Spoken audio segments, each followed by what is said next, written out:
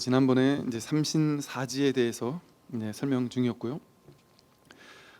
법신, 보신, 화신이라는 삼신과 사지를 설명하는 중이었어요. 사지가 우리의 분별 의식의 8가지 종류가 있다고 했고, 이 분별 의식을 돌이켜서 지혜로 바꾸는 것이라고 했어요. 그래서 이제 5식, 6식, 7식, 8식이 있다 이렇게 말했죠. 그래서 눈, 귀, 코, 혀, 몸이라는 이 5가지가 전 5식, 이 전 5식을 돌이켜서 성소작지라는 이제 지혜로 변화시킨다. 그랬고 이제 6식, 우리 6식이라는 게 이제 대표적인 우리가 알고 있는 분별심, 분별망상심, 그게 이제 6식이죠. 그 6식을 돌이켜서 묘관찰지로 변화시킨다 이렇게 말을 했어요. 즉 우리 6식이 전 5식에 각각 이렇게 같이 작용을 일으켜서 볼 때 분별하고, 또 들을 때 분별하고, 코로 냄새 맡을 때 분별하고, 입으로 맛볼 때 분별하고, 감촉을 느낄 때 분별을 하는 이 6식의 작용은 전 5식에 다 붙어가지고 같이 작용을 하거든요. 이 6식이, 제6의식이 볼 때, 들을 때, 느낄 때 뭐 항상 모든 순간에 보자마자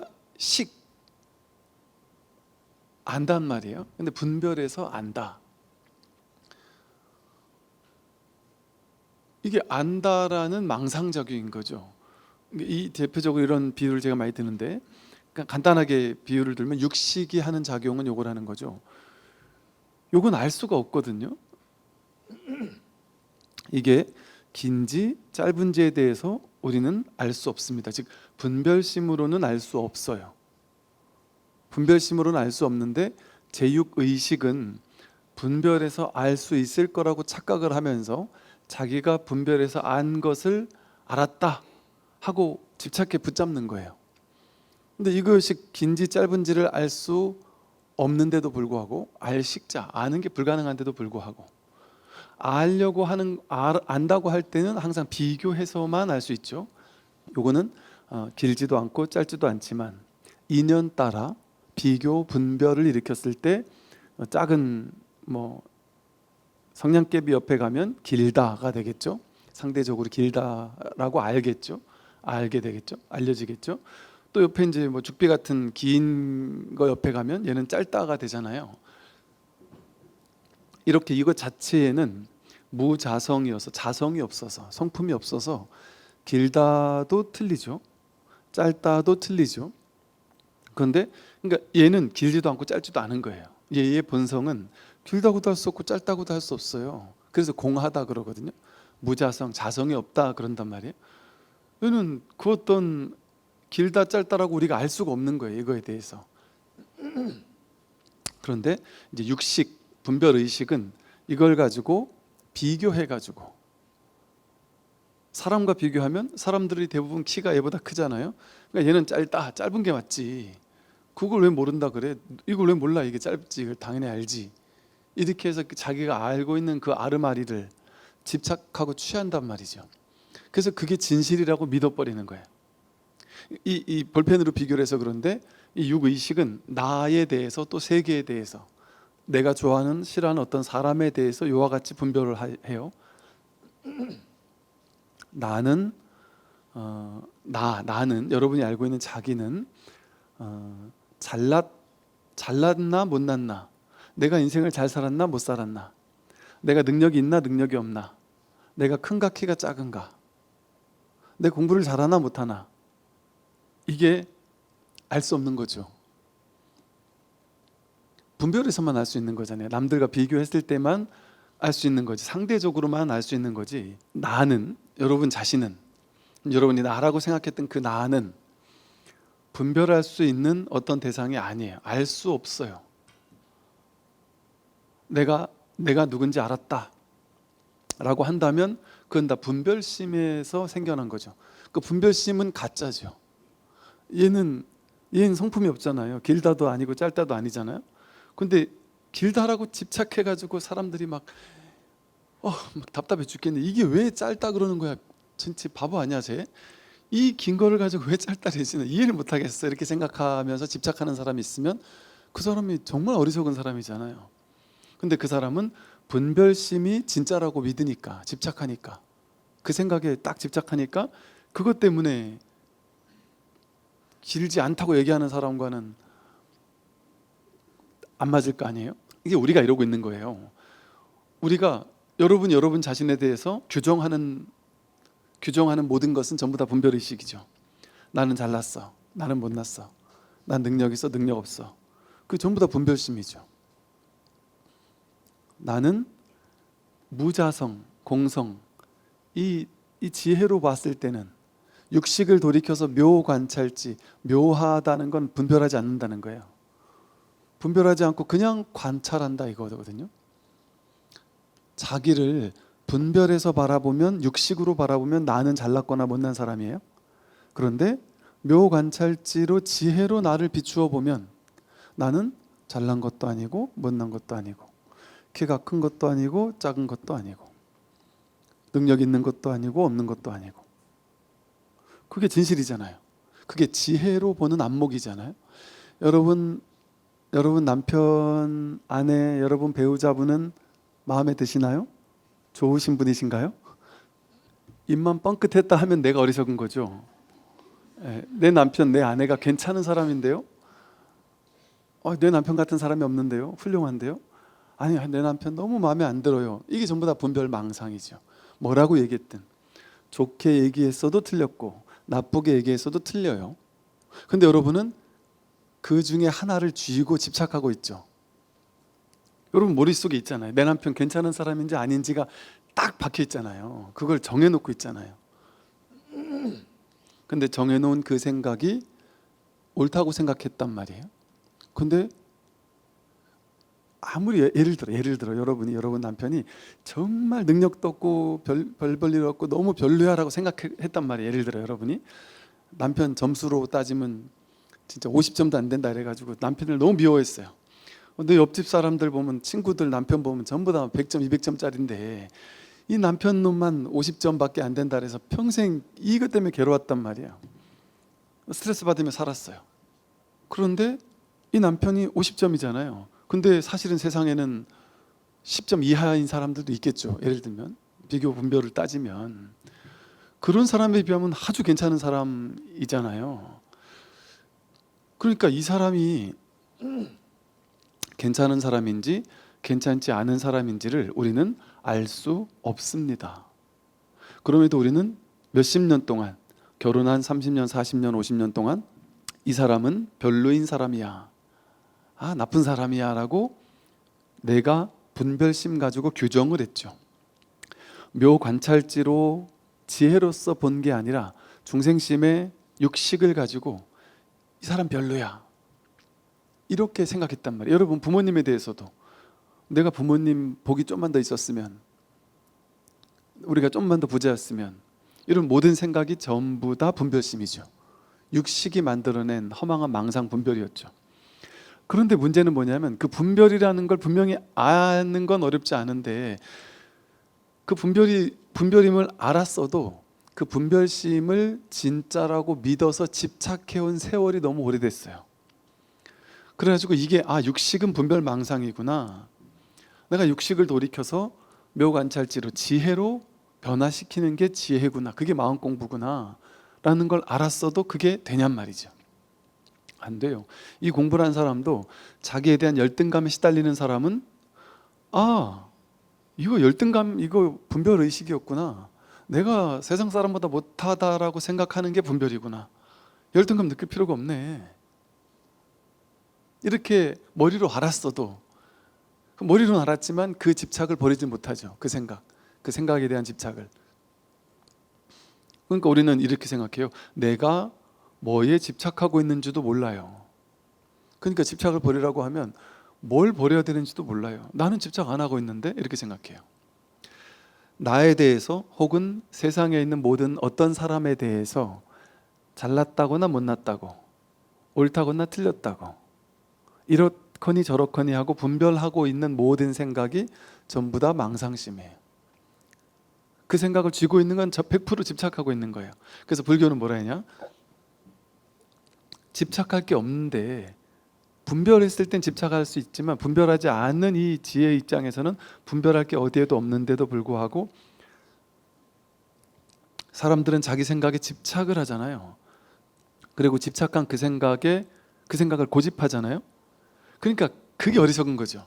그러니까 이걸 가지고 길다 딴 사람들은 다 이걸 짧다고 하는 사람도 많은데, 길다고 하는 사람도 많고 한데, 나는 길다에 집착해가지고 미쳐가지고 길다에 완전히 사로잡혀가지고 짧다고 하는 사람 보면 저 천하의 어리석은 사람, 저 사람은 건 말을 섞을 수가 없다, 대화가 안 된다, 이러고 있으면 내가 어리석은 거잖아요, 그죠? 그것처럼 예를 들어 제가 이 비유를 자주 드는 이유가, 세상 사람이 제일 극단에 치우쳐 있는 게 그 정치적 성향, 뭐 종교적 성향, 뭐 이런 거거든요. 우리도 그렇잖아요. 부모 자식지간에 싸울 일이 없잖아요. 그 정치 얘기 나오면 싸운단 말이에요.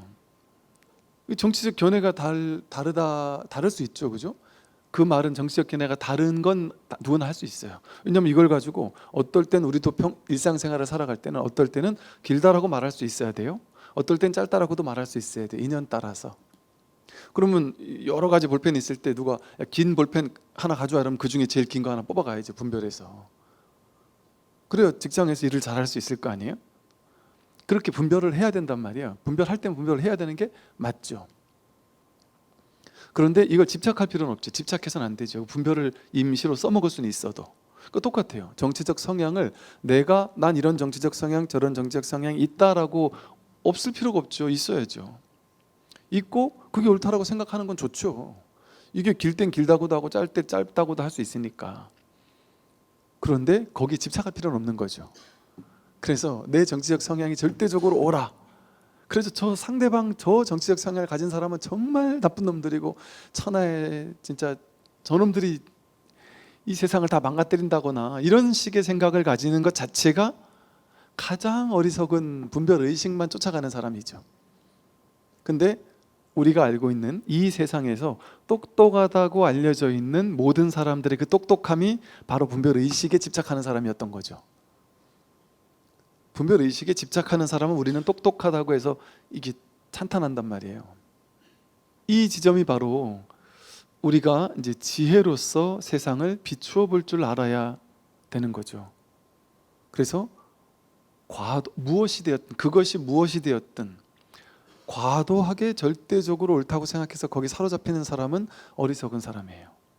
심지어 그게 진리에 대한 집착이라 할지라도, 불법에 대한 집착이라 할지라도 명백하게 맞아요.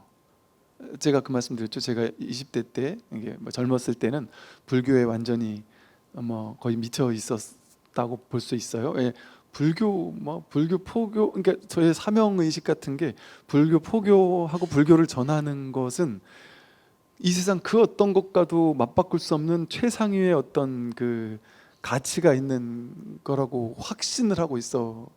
불교를 위해 싸우는 것은 올바른 일이라고 생각을 하고 있었고, 오로지 불교만이 최고라고 생각을 하고 있었죠. 그러니까 가치가 뚜렷했어요. 명확했어요. 내가 좋은 일 나쁜 일이 명확했어요. 내 불교를 위해서 하는 일은 이건 무조건 좋은 일이야. 그러니까 제가 처음 군에 갔을 때는 그 말이 안 통한다 싶은 목사님 신부님들하고는 막 그냥 쌈딱처럼 싸우기도 했어요.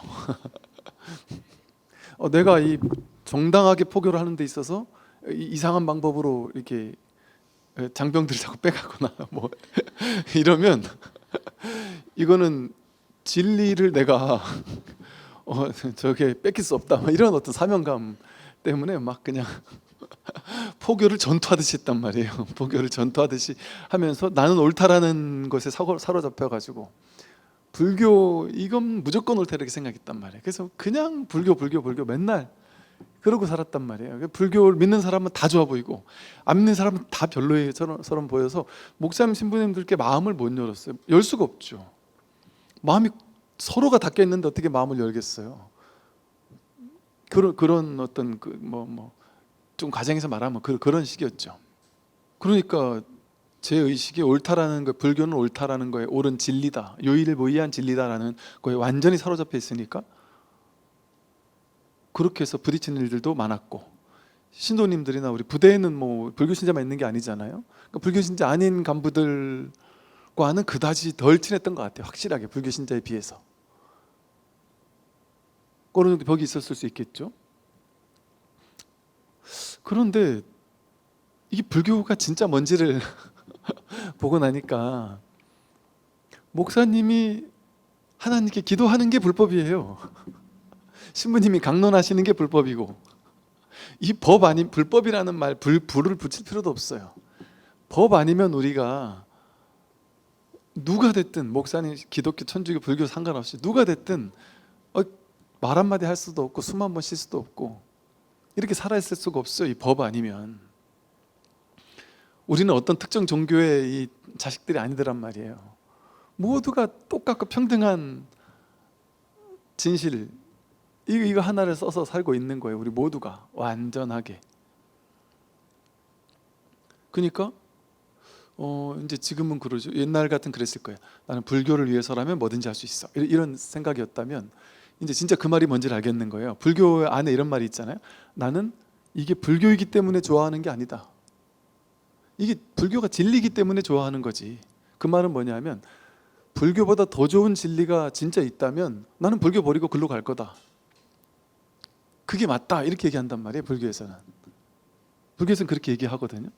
근데 제 젊었을 땐 나는 그럴 수 없어. 나는 불교가 최고라는 걸 100% 확신하기 때문에 불교만이 전부야, 이렇게 생각했단 말이죠. 그것도 또 뭐 틀린 말 아니지만, 그러니까 이게 그러나 불법도 불법에 대해서 잘못 알고 있으면 그건 사도를 하고 있는 거예요. 그러니까 우리 지난 뭐 도노이프 의문론에도 그러더라고요. 불법을 깨뜨릴 수 있다고 생각하면 외도고, 불법은, 이 법은 깨뜨릴 수가 없잖아요, 원래 금강과 같아서. 근데 불법을 깨뜨릴 수 없다라고 하면 그건 또 소승이어서, 외도도 나쁜 놈이지만 소승도 나쁜 놈이다, 악인이다, 이렇게 표현한단 말이에요. 올바른 불법을 딱 교리화 시켜가지고 이건 이런 거다 딱 정해놓고 거기 집착하고 있으면 그것도 외도다, 이렇게 얘기한단 말이에요. 악인이다, 이렇게 얘기한단 말이에요. 불교에서는, 선에서는. 그 말이 뭐겠어요? 취해야 될 것이 하나도 없는 거예요. 이 공부는 집착해야 될 것이 하나도 없는 거예요. 불교 다른 건 다 버리고 불교에만 집착할게요. 그 놈도 어리석은 사람이란 말이에요. 그 사람도 어리석은 생각이란 말이에요. 그 사람 왜 어리석을까요? 불법이라는 뭐가 그 사람에게 있잖아요. 자기가 정해놓은 불법이 있잖아요. 그거 불법 아니라니까요. 이렇게 정해놓을 수가 없어요. 머물러 집착할 수 있는 뭔가가 없어요. 그래서 불교에는 법도 없다 이런단 말이에요. 법을 깨닫고 나면 법도 없어요. 이거를 이제 깨닫기 전에는 이런 말을 하면 안 돼요. 오해하니까. 그럼 이 공부를 해보지도 않은 사람이 자칫 오해하면, 야, 스님들 그러는데 결국에 가서는 깨달음도 없대. 그럼 우리 이렇게 열심히 공부할 필요도 없어. 그러거나 타종교, 이게 막 불교를 이게 욕하고 싶은 사람들이 이런 얘기 들으면 얼마나 신나겠어요. 야, 니네들이 그렇게 좋아하는 큰 스님들이 법도 본래 없대잖아. 우리 종교는 진리가 있어. 니네 종교는 법도 없대잖아. 내 말이 아니야. 니네 종교 큰 스님들이 한 소리야. 이렇게 얘기하면서 일반 신도님들한테 얘기하면 신도님들이 당황할 거 아니에요. 이게 저 사람 말도 아니고 큰 스님들 말인데 맞겠지. 그래가지고 이런 방편은 얘기를 잘 안 하는 거예요. 이런 방편을 얘기하면 신신 떨어지니까, 모르는 사람에게는. 그러니까 공부한 사람에게만 그걸 이제 쳐주는 거지. 그래서 이제 이런 비유를 들었죠. 아픈 사람이 병 낫고 나면, 병 나아서 하나도 안 아픈 사람은 날마다 아침 일어나자마자 매일같이 난 안 아파, 난 안 아파, 난 건강해, 난 건강해 이러면서 막 맨날 감동하며 살지 않잖아요. 아니 지금 10대 20대 학교 가보세요. 안 아프잖아요. 다들 안 아프잖아요. 젊은 애들은 안 아프잖아요. 근데 안 아파서 좋아 죽겠어 이런 데들 없잖아요. 안 아파서 좋아 죽겠는 사람은 아파 본 사람이거나 나이 들어서 여기저기가 다 쑤신 사람들은 안 아플 때 너무 행복한 거예요. 안 아픈 뭔가가 있단 말이에요. 우리한테는. 진짜 건강한 사람한테는 건강이 없어요. 그냥 건강하게 사는 게 담담한 거고 당연한 거라서 건강이라는 개념 의식 자체가 없어요. 그러니까 우리들이 우리 자식 또래 젊은 친구들한테, 야, 좋은 음식 먹어야 된다, 뭐 운동해야 된다, 뭐 온갖 좋은 거 뭐 이렇게 뭐 어르신들 맨날 그러더구만요. 카톡에다가 몸에 좋은 거 맨날 10가지 뭐 무슨 운동이 좋니 하면서 그런 거 엄청 보내주세요. 저도 10년 전만 해도 그거 자꾸 어르신들이 보내주면은 왜 이러실까 도대체. 이거 읽지도 않고 그냥 근대용으로 짬통으로 버리는데 이거 도대체 왜 보내주시는 걸까? 이해가 안 됐단 말이에요. 근데 이제 나이가 조금씩 들어가면서 이게 읽어보면 점점 와닿아요. 점점 와닿아. 왜 그럴까요? 제가 몸이 이제 점점 안 좋아지니까, 조금씩 안 좋아지니까 그게 와닿는 거죠. 그러니까 제 이제 동기 스님들이 눈이 잘 안 보인다라면서 막 이런 얘기 할 때 제가 약간 혐오스러운 눈동자로 와, 이 양반이 다 늙었네 이러면서 어떻게 눈이 노안이 올 수가 있냐면서, 야, 나이 차이도 얼마 안 나는데 벌써 노안이 오냐면서 속으로 어떤 우월감 같은. 진짜 이 참 기가 막히게 딱 저보다 2살 많은 스님이 저보다 딱 2살 먼저 노안이 왔더라고요. 딱 2년 지나니까 저도 똑같이 오더라고요. 이처럼 우리도 아파지니까 건강이 중요한 거예요. 그러니까 중생들이 해탈 열반 왜 그렇게 얘기하겠어요? 본인이 괴로우니까 해탈 열반을 자꾸 찾는 거예요. 근데 막 세상에서도 맨날 승승장구하고 잘 나가고 남들 인기 한 몸에 받고 돈도 많고 하는 일도 잘 되는 사람 여기 와 공부합니까? 거의 없어요. 거의 없는 게 이제 아예 없는 건 아니죠. 승승장구하고 막 잘 나가는 사람 중에도 이 공부하는 사람이 있긴 있죠. 그건 이제 뭐 어떤 원력이 있던 사람일 거예요 아마. 근데 대부분 괴롭지 않으면 괴로움에서부터 벗어남을 관심 없죠. 병이 없는데 건강에 관심 없듯이. 그래서 고통이 고성제, 성스러운 진리인 거예요. 고통이 없는 사람은 해탈의 가능성이 없어져요. 없어요 아예. 근데 괴롭고 고통을 깨달은 사람만이 이 고통에서 벗어나야 되겠다라는 간절한 발심을 할 수가 있는 거죠. 그래서 이렇게 보세요. 우리가 전부 다 견해를 가지고 있잖아요. 어떤 이건 맞고 저건 틀리다. 불교는 옳고 타종교는 틀렸다. 뭐 정치적으로는 이건 옳고 저건 틀렸다. 뭐 다양한 어떤 성향 같은 것들 있잖아요. 뭐 세상에서 수많은 이슈들에 대한 자기 나름대로의 답을 가지고 있잖아요. 우리는 모두 다. 그리고 그것에 대해서 집착하고 있잖아요. 그리고 어떤 사람을 보면 영화나 TV나 이런 데서도 보면 어떤 사람을 보면 아주 꼴보기 싫은 사람이 있잖아요. 왜? 어떤 특정한 말을 하면 꼴보기 싫은 사람이 있어요. 저 사람 저런 사람이었어 하고 딱 싫어질 수도 있어요. 그리고 어떤 성향의 말을 들으면 야 나랑 비슷하다 그래서 그 사람을 또 좋아할 수도 있어요. 그래서 우리 마음속에 두루두루 그냥 보는 게 아니고 묘관찰하는 게 아니고 그냥 모든 사람을 그냥 보는 것이 아니고 저런 사람은 좋고 저런 사람은 별로야. 연예인들 이런 연예인은 좋은데 저런 연예인은 별로야. 정치인들 이런 정치는 마음에 드는데 저런 정치는 마음에 안 들어. 이 종교는 좋은데 저 종교는 싫어. 뭐 이런 식의 내가 좋고 싫은 게 명확한 사람들 있잖아요. 그게 육식에 대한 취사간택, 분별의식이 강한 사람이고 그 분별에 자기가 옳다고 그러다고 생각하는 그 분별심에 집착이 강한 사람이에요. 집착이 강한 사람은 사는 게 힘들어요. 좋고 나쁜 사람이 뚜렷하니까. 좋은 사람은 자꾸 더 보고 싶고 싫은 사람은 꼴 보기 싫다는 말이에요. 그러면 그 사람은 이렇게 길을 걷는데 꼴 보기 싫은 사람이 자꾸 나타나면 얼마나 괴롭겠어요. 그게 자기 분별의식에서 나온 거란 말이에요. 그런데 이렇게 분별의식을 우리는 중생은 뭐가 중생이냐? 이 분별의식 이거 가지고 사는 게 중생이에요. 여기 집착해서 하는 게 중생이에요. 그러니까 이 마음 공부가 어느 정도 되고 있는지를 좀 보려면 옛날에는 내가 좋고 싫은 게 분명한 사람이었는데 이 공부를 하다 보니까 좋아도 막 죽도록 좋은 것도 아니고 싫어도 막 죽어라고 싫은 것도 별로 없다. 그냥 보게 된다. 있는 그대로 보게 된다. 이렇게 사실은 바뀌어가죠. 그리고 처음에는 내가 좋고 싫은 게 명확한 사람은 이런 본문을 들을 때 반발심이 엄청 세죠. 왜? 내가 그러니까 나를 욕하는 것 같고 나를 탓하는 것 같고 막 기분 나쁘게 들리죠. 이런 말이. 제가 그 사람을 딱 찍어서 얘기하는 게 아닌데도 불구하고 누구를 제가 사람이 그런지 아닌지 어찌 알겠어요. 그런데 듣는 사람 입장에서는 나한테 하는 말처럼 들려요. 그래가지고 정반이 나를 공격하는 것 같이 들릴 수도 있어요. 그럼 되게 기분 나쁘게 들릴 수도 있고, 그래서 듣기가 싫어. 이런 말은 이제 이런 법문 듣기가 싫단 말이에요. 나를 공격하는 것 같은 이런 법문을 듣기가 싫어져요. 그래서 안 들으면 그게 뭐냐면 그게 이제 업장인 거예요. 자기 업장. 업장이 두터우면 법문을 못 들어요. 왜? 내가 나에게 들어오지 않는 말 있잖아요. 이게 반발심이 생기는 말이잖아요. 왜 반발심이 생겨요? 내가 옳다 그러다라는 명확한 가치 기준인데 그게 틀렸다고 말하는 말을 듣기 싫은 거예요. 왜? 그 말을 들으면 내가 옳다 그러다 생각했던 그게 무너지니까. 내 견고한 아상과 업장을 무너뜨리기 싫은 거예요. 두려운 거예요. 직면하고 싶지 않은 거예요, 진실을. 그게 업장인 거예요. 그래서 처음엔 듣기 싫지만 그런데도 불구하고 뭔가 듣기 싫은 부분이 있는데 그럼에도 불구하고 저게 또 틀린 말은 아닌 것 같다는 어떤 것 때문에 듣기 싫음을 감수하고 또 자꾸 이상하게 내가 왜 그런지 모르는데 자꾸 듣게 되고. 그러니까 이 법문 처음 듣는 사람들은 처음 한두 번 듣고 나서 막 계속 댓글에다가 욕 엄청 해요. 네가 틀렸다, 네가 이거 잘못됐다, 틀렸다 하고. 그런데 이거 시간이 지나고 나면 그럼 안 들으면 될 거 아니에요. 근데도 이상하게 계속 듣는단 말이에요.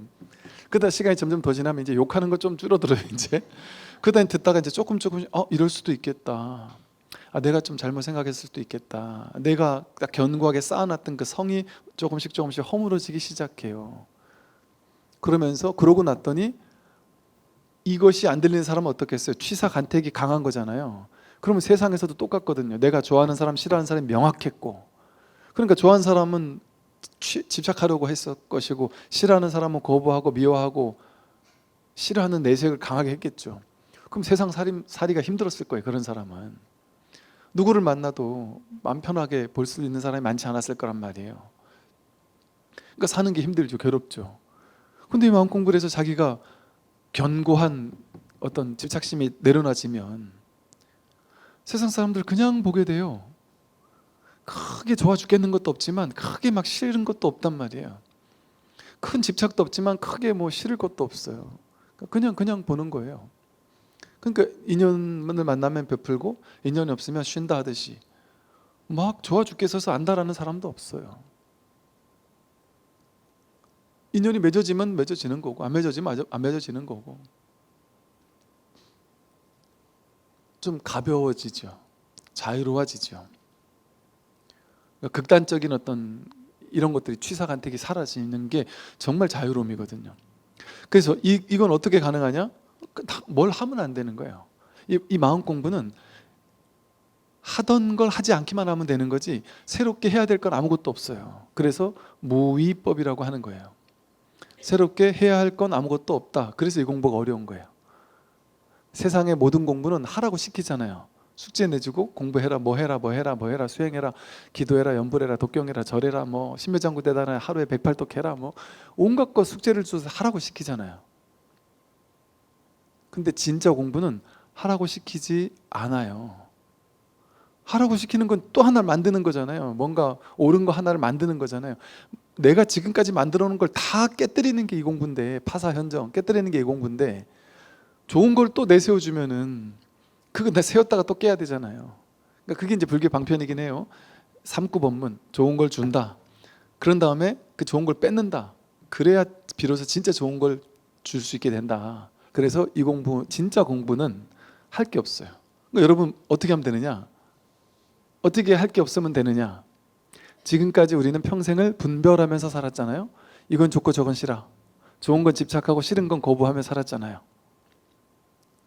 좋은 건 집착하는데 내게 안 되니까 화났고, 싫은 건 거부하고 싶은데 거부가 안 되니까 화가 났단 말이에요. 진심이 일어났단 말이에요. 이렇게 취하거나 버려야 된다는 생각이 어리석음 치심이었단 말이에요. 이렇게 탐진치 삼독으로 살다가 내가 분별을 하고 살다가, 근데 분별하는 건 쉽지 않거든요. 이 사람이 좋은 사람인지 나쁜 사람인지 판단하는 게 쉽지 않잖아요. 이 일이 좋은 일인지 나쁜 일인지, 이 일이 좋은 결과를 가져올지 나쁜 결과를 가져올지를 명확하게 판단한다는 건 쉽지 않은 게 아니라 불가능해요. 물은 모르는 거예요. 근데 분별심은 자기가 안다고 나서요. 아는 척을 하고 자기 잘난 척을 해서 알아 이렇게 하고 반드시 결론을 내려고 해요. 분별심은. 그래서 분별심은 끊임없이 얘기해요. 이건 좋은 거고 저건 나쁜 거야. 이건 해야 되고 저건 하지 말아야 돼. 이렇게 말한단 말이에요. 그런데 무분별지는 분별은 할지라도 분별에 과도하게 집착할 필요는 없다는 걸 알아요. 현실을 살 때는 어쩔 수 없이 분별을 안 할 수 없으니까 분별을 하긴 하는데 과도하게 집착은 안 한단 말이에요. 지혜가 있는 사람은. 그러니까 그렇게 살게 되면 할 게 없죠. 하려고 하면 힘들잖아요. 모르면서 아는 척하고 명확히 모르는데 아는 척해서 아는 걸 집착하려면 힘든단 말이에요. 알지도 못하는 걸 알려고 하니까 힘들고 그 아는 걸 또 집착해서 고집하니까 또 힘들고 그 결과가 또 잘못되면 또 힘들고 이게 취사간택하는 건 힘든 일이에요. 분별하는 거는. 근데 그 힘든 일을 하지 않는 거예요. 그냥 간단한 거예요. 힘든 일을 하지 않기만 하면 되는 거예요. 힘든 일을 하지 않으면 어떻게 하면 될까요? 아무것도 안 하고 그렇게 있으면 돼요. 그런데 그냥 있으면 현실을 살 수 없잖아요. 그러니까 현실에서는 어때요? 취하기도 하고 버리기도 하고 다 한단 말이에요. 그러나 머무는 법 없이, 집착하는 법 없이. 그게 하는데 하지 않는 거예요. 그 어떻게 하는 거냐? 그냥 보면 된단 말이에요. 묘관찰하면 된단 말이에요. 스님 근데 그게 얼마나 어려운 건데 그거 하는 게 아니라 그러십니까? 묘관찰이 제일 어려운데. 왜 묘관찰이 제일 어려워요? 안 해본 거라서. 한 번도 안 해본 거라서. 분별하지 않고 그냥 보는 걸 안 해본 거예요. 근데 이게 어려운 겁니까? 우리 본래 성품이지. 본래 우리가 할 줄 아는 거란 말이에요. 우리가 본래 할 줄 아는 건 묘관찰이에요. 갓난아기가 처음 태어났을 때 TV를 보고 저 사람은 대통령 되면 안 되고 저 사람 대통령 돼야 돼. 저 사람 나쁜 놈, 저 사람 좋은 사람. 저 사람 내 스타일이에요. 이런 게 있었을까요? 없죠. 아예 없어요. 분별이 없이 그냥 본단 말이에요. 근데 갓난아기가 못 봐요? 못 들어요? 갓난아기도 다 들어요. 묘하게 관한단 말이에요. 비춘단 말이에요. 있는 그대로 이렇게 알아차릴 줄 알아요. 이게 관찰이라는 게 알아차린다는 거예요. 들리면 들린다는 사실을 알아차리고 안 들릴 땐 안 들리는 걸 알아차려요. 그냥 이렇게 본단 말이에요. 좋다 나쁘다라는 해석 없이 그냥 볼 수 있어요. 명과 색으로 이름과 모양을 개입하지 않고 그냥 보는 게 먼저죠. 첫 번째 자리에서 힘들지 않은 거죠. 이거는 조스님이 왜 저렇게 저 막대기를 들고 흔들고 있을까 이렇게 생각해서 저 깊은 뜻이 뭘까 머리 굴리려고 하면 힘들어요. 못해요. 그게 분별하는 거잖아요. 근데 이거 큰 스님들이 주장자 이렇게 꽝꽝 내려치면서 주장자를 딱 들어 보이는 게 그걸 보고 사람들은 분별을 스님이 주장자를 들고 흔들고 있구나. 이것도 분별인데 그것보다 더 심오한 분별을 해야지만 저 뜻을 알 수 있을 거야. 그래가지고 머리를 2번, 3번, 4번 더 굴린단 말이에요. 그냥 드러나 있는 이걸 보이는 건데 분별하지 않고 그냥 관찰이라는 거는 힘줘서 하는 게 아니잖아요. 애써서 하는 게 아니잖아요. 저절로 보이잖아요. 그게 묘관찰이에요. 묘관찰이니까 대단한 묘한 뭐가 있는 게 따로 있는 게 아니에요. 이게 묘관찰이에요. 이거는 누가 없나요? 저절로 모든 사람한테 다 드러나 있잖아요. 듣지 않으려고 애써도 잘 들으려고 이거 잘 들으려고 애써야 잘 들려요? 애 안 써도 그냥 저절로 들려요. 누구에게나 평등하게. 그러니까 묘관찰이라는 거는 우리의 본래 성품이어서 누구나 할 줄 아는 거예요. 누구나 본래 이 상태인 거예요. 본래 이 상태예요. 근데 이 본래 이 상태를 잊지 못하고 2번째, 3번째, 4번째 화살을 쏘아서 분별의식을 쏘아가지고 그 분별심을 쫓아가면서 분별심의 필터로 세상을 걸러가지고 재해석하면서 자기의 세상을 재창조해 놓는 거예요. 모양으로. 그러니까 여러분이 바라보는 그 세계는 그 세계가 아니에요. 내가 분별로서 재해석한 세계예요. 분별한 세계, 육식이 분별한 세계예요. 묘관찰한 세계가 아니고 묘관찰한 세계는 하나뿐이에요. 하나의 분별할 수 없는 일심의 세계란 말이에요. 근데 우리는 자기식대로 분별해 놓으니까 80억 인구가 있으면 80억 개의 세계가 있어요. 이게 이제 묘관찰지라고 했어요. 근데 이제 이 육식 분별 의식 그 밑에 잠재 의식처럼 이 7식과 8식은 우리 말로 하면 잠재 의식, 뭐 무의식, 심층 의식 뭐 이렇게 이런 식으로 표현할 수 있을 거예요. 요즘 말로 하면 7식과 8식, 7식은 분별 의식이 일어날 때 분별이 그렇게 분별하도록 그 밑에서 그 모든 분별의 어떤 밑바탕이 되는 어떤 근본 분별심이에요. 그게 자아의식이라고 해서 나라는 집착심이에요. 우리가 모든 판단 분별하는 근본에 뭐가 깔려 있어요? 우리는 이게 옳은지 그른지 판단한 거지 이렇게 생각하잖아요. 겉으로는 옳은지, 정치인이 이게 이래야 되는지 저래야 되는지를 판단해가지고 결정 내렸다 이렇게 생각하거든요. 또 여러분들이 투표할 때 내가 내 정치 성향에 따라서 판단했다 이렇게 생각하거든요. 나는 이런 성향이니까 이 사람을 뽑았고 저런 성향이니까 저 사람을 뽑았다 이런단 말이에요. 그러니까 그런 어떤 분별해가지고 결론 내리는 의식이 육식이잖아요. 그런데 나는 예를 들어 나는 이제 그 성향이 진보예요. 예를 들어 그래서 진보 성향을 찍고 싶어요. 근데 내가 이제 최근 몇 년 사이에 막 대박이 나가지고 돈을 수십억 벌었어요. 근데 보니까 진보를 찍으니까 얘네는 자꾸 세금을 떼갈라래고, 난 옛날에 내가 돈이 없을 때는 자꾸 떼가가지고 나한테 나눠주면 좋았는데 내가 이렇게 부자가 되고 보니까 이걸 좀 안 떼가는 당을 찍고 싶은 마음이 든단 말이에요. 예를 들어 그러면 내 성향은 진보인데 선거 들어가가지고 보수를 찍을 수도 있단 말이에요. 내가 왜 여길 찍었지?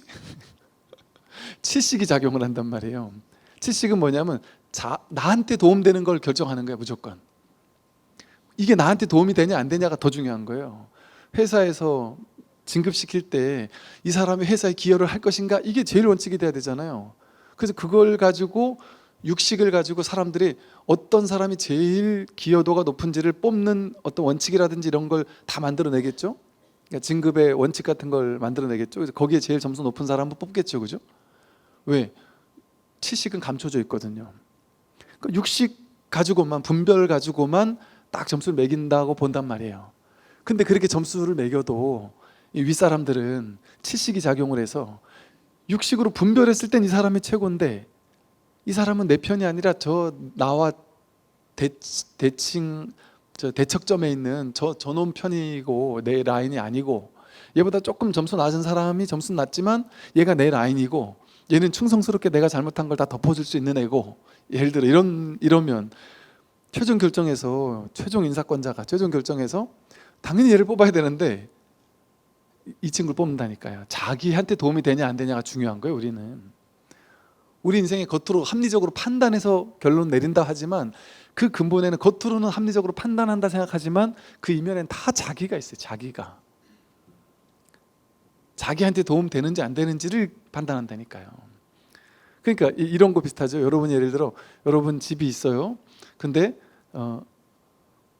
당연히 정치인이 합리적으로 지하철 노선도를 그릴 때 가장 적절한 많은 사람이 혜택 보는 곳에 딱 지하철역을 만들어야 되잖아요. 정치인이라면 그거 하려고 정치인 된 거 아니에요?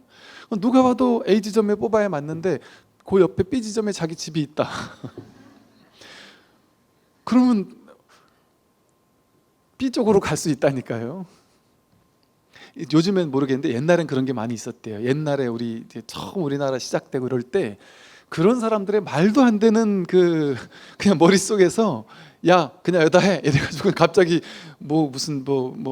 그 지하철역 이쪽에 생기고 이런 게 초기에는 많았다는 얘기를 옛날에 들었던 것 같아요. 특정 정치인이 여기다 해 하면 여기다 하고 저기다 해 하면 저기다 하고 여기다 도로 놔 이러면 도로 놓고 이런 일들이 옛날에는 상당히 많았다는 거죠. 그러니까 합리성이라고 하는 어떤 분별의식, 이게 옳으냐 그르냐 이게 중요한 것 같지만 사실은 그것보다 더 깊은 밑에 이건 남들에게 안 보이는 거예요. 저 밑에 이 자아 집착식이 있다니까요. 자식 잘 됐으면 좋겠어. 내가 네 잘하라고 하는 거지 내가 나 때문에 그러냐 이러지만 속마음은 네가 야 좋은 대학을 가야 내가 딴 엄마들한테 내가 욕도 안 먹고 좀 당당하게 얘기도 한마디 할 수 있고 이런 것도 있을 수 있단 말이죠. 이 자아 집착심이라는 게 이 밑에 쫙 깔려 있어서 이 자아 집착심 칠식이 겉에 드러나는 현실은 육식이 다 모든 걸 좌우하는 것 같은데 사실 이 칠식이 우리의 삶의 상당 부분에 깊은 영향력을 미치면서 좌우를 해요. 그럼 이 칠식은 어떻게 생겼느냐? 칠식은 어떻게 생겼냐면 칠식은 그 밑에 팔식이라는 게 있어요.